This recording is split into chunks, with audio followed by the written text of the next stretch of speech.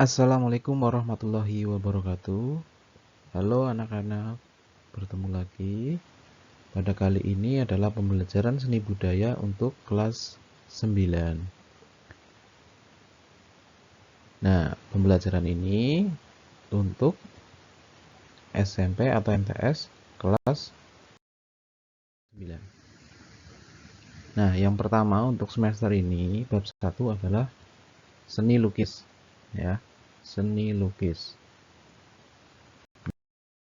Seni lukis sendiri merupakan salah satu cabang dari seni rupa dua dimensi.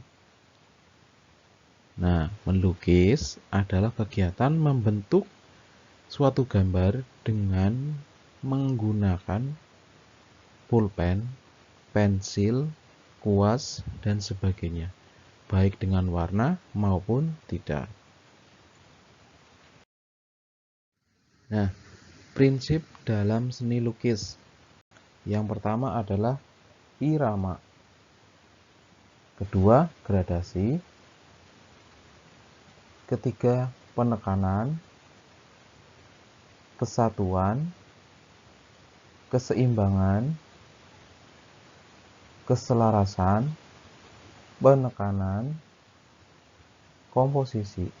Nah, saya jelaskan yang pertama adalah irama.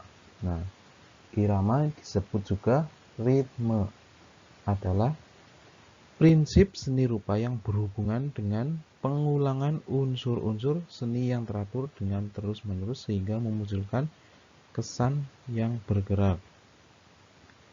Kemudian ada kesatuan. Nah, kesatuan atau dalam bahasa Inggris adalah unity. Itu merupakan prinsip yang berkaitan dengan keterkaitan antara semua unsur-unsur seni rupa sehingga saling bertaut sebagai salah satu kesatuan. Nah, kemudian ada keseimbangan. Nah, keseimbangan dalam bahasa Inggris itu bisa dinamakan dengan balance. Nah, keseimbangan sendiri merupakan salah satu prinsip seni rupa yang berkaitan dengan berat juga ringannya suatu karya. Dalam arti masing-masing sisi harus seimbang agar tidak nampak berat sebelah. Nah, kemudian ada gradasi. Nah, gradasi ini merupakan prinsip seni rupa yang berhubungan dengan susunan warna yang dimunculkan secara berangsur-angsur. Itu merupakan gradasi. Kemudian ada keselarasan. Ya. Keselarasan itu bisa disebut juga dengan harmoni. Nah, keselarasan ini merupakan prinsip seni rupa yang menekankan pada perpaduan yang pas. Perpaduan yang pas ini muncul oleh karena adanya kesesuaian dan kesamaan antara unsur-unsur seni. Nah, itu merupakan beberapa prinsip dalam seni lukis. Nah, prinsip-prinsip ini juga tidak hanya di seni lukis, tapi juga ada di seni rupa lainnya. Kita lanjut. Nah, kita lanjut ke corak seni lukis. Nah, corak dalam seni lukis itu merupakan gaya melukis setiap pelukis yang menjadi ciri khusus. Jadi, setiap pelukis itu biasanya memiliki ciri khas, ya, ciri khas disebut dengan corak dalam seni lukis atau jenis-jenis lukisan. Nah, tiga corak tersebut, yang pertama itu adalah corak representatif, ya, yang berupa nyata atau representatif itu nyata. Kemudian deformatif, mengubah bentuk. Kemudian ada abstrak. Nah, kita jelaskan. Corak representatif ini salah satu cirinya itu penggambaran yang menyerupai atau meniru bentuk alam kita tambah meniru bentuk alam dan juga keseharian manusia. Yang kedua ada sesuai dengan kenyataan atau lukisan sesungguhnya. Jadi lukisan ini merupakan gambar yang sesungguhnya, digambar dengan nyata.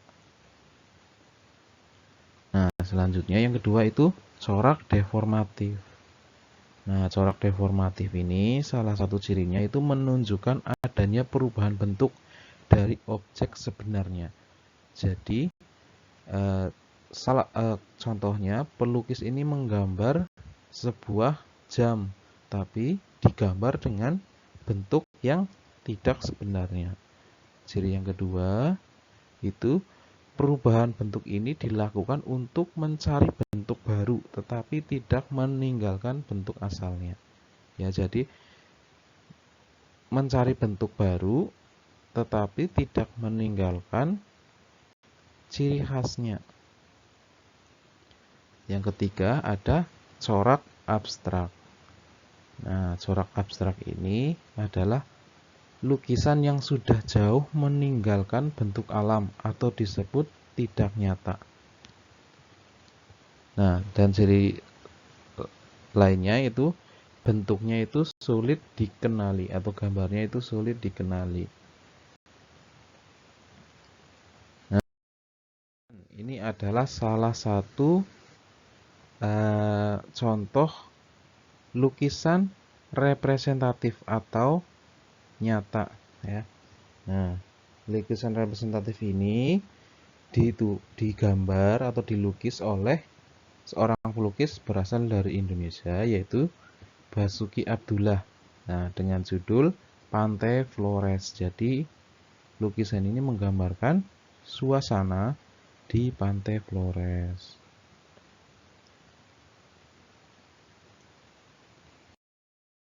Kemudian ini ada contoh corak lukisan deformatif, ya, dengan judul The Presidents of Time yang dilukis oleh Salvador Dali.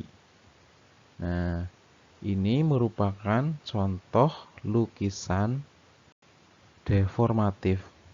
Tadi deformatif sudah dijelaskan adalah mengubah bentuk aslinya.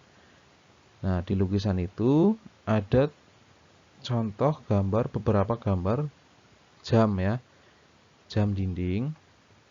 Nah, biasanya jam dinding itu berbentuk bulat dan keras, tapi di lukisan itu jam tersebut menyerupai seperti tidak beraturan, ya, tidak beraturan dan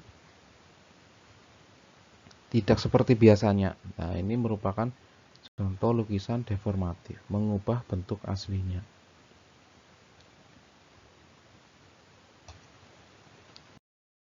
Nah, kemudian ini adalah contoh lukisan dengan corak abstrak dengan judul Number 5 yang dilukis oleh Jackson Pollock. Nah, walaupun ini hanya terlihat sepele untuk melukis ini, tetapi sebenarnya lukisan abstrak sendiri itu sulit, ya, dan juga memiliki makna-makna tersendiri. Kita lanjut.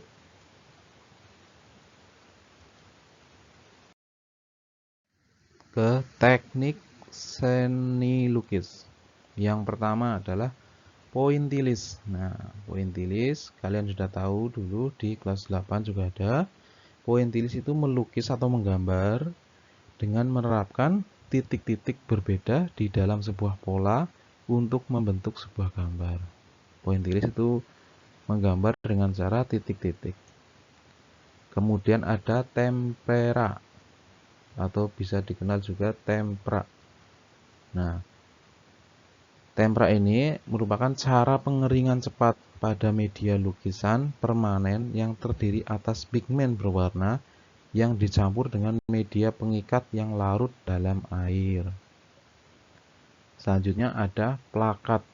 Nah, plakat ini cara melukis dengan cara cat akrilik cat air, juga cat minyak dengan sapuan warna yang tebal atau kental sehingga hasilnya tampak gelap atau menutup.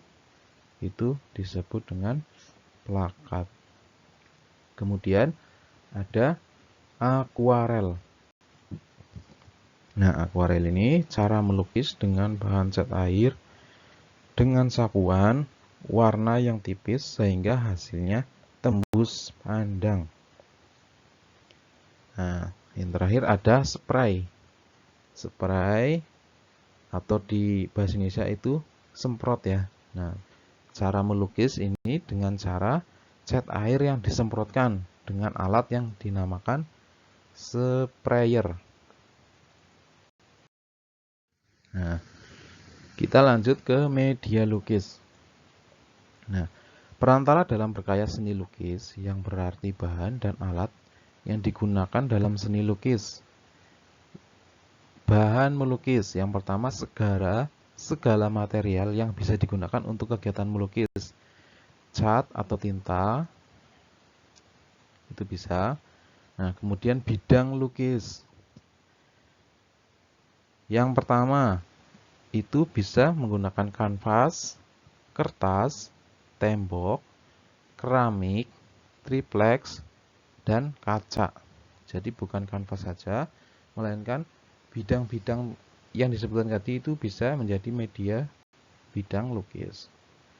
Kemudian alat melukis. Nah, alat melukis itu segala perkakas yang digunakan dalam melukis. Contohnya, kuas cat air, kuas cat minyak, pisau palet, sprayer, dan easel. Itu ya, itu beberapa alat. Nah, membuat karya seni lukis dengan teknik basah. Nah, ini ada beberapa teknik. Yang pertama adalah teknik basah. Yang pertama, kita harus menyiapkan bahan dan alat yang tadi kita sebutkan. Kemudian, objek yang akan kita lukis harus sudah siap. Kemudian, kita membuat sketsa objek lukisan dengan sapuan kuas. Selanjutnya, basahi bidang kertas atau kanvas yang akan diwarnai dengan air secukupnya menggunakan kuas cat air. Kemudian, bubuhkan cat air yang sudah disiapkan pada kertas yang sudah dibasahi. Dan akhirilah kegiatan melukis dengan memberikan warna pada bagian tertentu. Itu kalau menggunakan teknik basah. Nah, untuk teknik keringnya sama, kita harus siapkan bahan dan alat. Kemudian pastikan sudah ada gagasan yang akan dilukis, ide untuk dilukis. Nah, kemudian kita harus membuat sketsanya terlebih dahulu, bisa menggunakan pensil atau langsung pakai cat minyak pada kanvas. Kemudian, warnai bidang lukisan dengan cat minyak yang sudah disiapkan dengan rata ya, harus rata. Nah, berikan sentuhan warna pada bagian tertentu menjadi akhir kegiatan melukis. Nah, itu merupakan sedikit materi yang bisa saya sampaikan. Selanjutnya, karena di masa pandemi ini saya paham kalau kegiatan melukis ini merupakan kegiatan yang sebenarnya menyenangkan, tetapi membutuhkan beberapa alat yang tidak murah ya, melainkan mahal. Nah, pada kali ini untuk seni lukis kita tidak untuk mempraktekkan seni lukis karena yang seperti saya sebutkan, alat-alat dan bahan itu juga tidak murah ya, alias mahal. Nah, kita cukup mempelajari saja beberapa pengertian, contoh lukisan, kemudian jenis-jenisnya gitu. Nah, untuk tugasnya kalian yang pertama itu rangkumlah materi tentang seni lukis di buku tulis masing-masing. Nah, materi tadi yang sudah disampaikan silahkan dirangkum di buku tulis. Yang kedua, tulis jenis corak seni lukis yang kalian suka, kemudian berikan alasannya.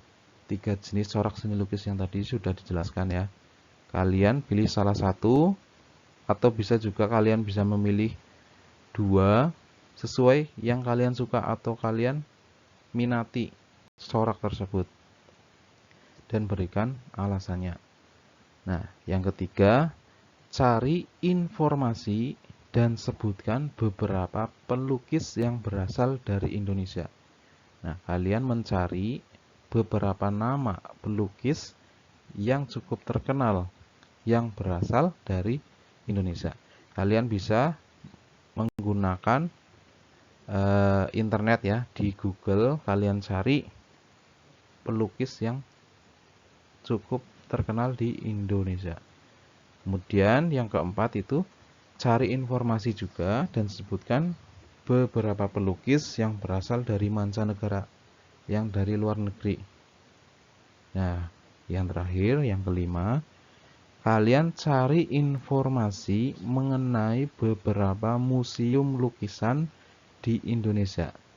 Kemudian sebutkan nama museum, kalau ada pendiri atau pemilik museum tersebut, dan yang terakhir lokasi museum. Nah, untuk nomor 3, 4, dan 5 kalian bisa mencari di internet ya, bisa di Google. Kalian cari di situ dan tulis di buku tulis.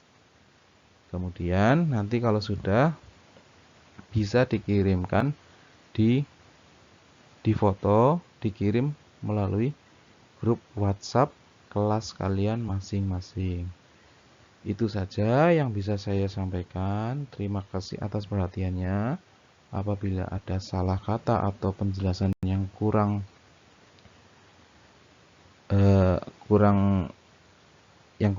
saya mohon maaf. Terima kasih. Wabillahi taufik wal hidayah. Wassalamualaikum warahmatullahi wabarakatuh.